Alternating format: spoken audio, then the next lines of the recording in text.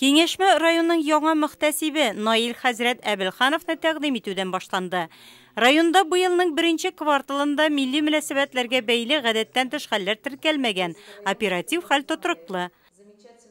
В ходе проверок прокуратуры в этом полугодии были выявлены такие факты. Это отсутствие в библиотеках списка экстремистской литературы. Мы отреагировали, внесены представления, в настоящее время указаны нарушения устранены. Главам сельских поселений также в результате отсутствия межэтнической работы мы вносили 3 представления. Также главы у нас своевременно отреагировали, наказали виновных лиц. И в этой части мы также нарушение закона устранили. Чит илдән кирүче гражданнарга бәйле ситуациядә ныклы контрольда.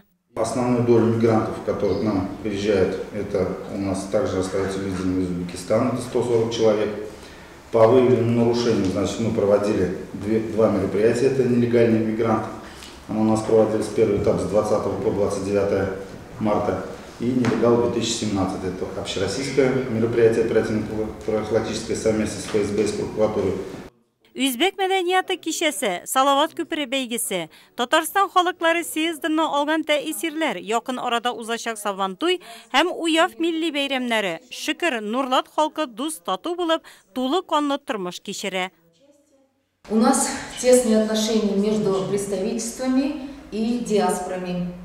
Надо отметить, с высокой ответственностью относятся к своей деятельности все руководители представительств и диаспоры.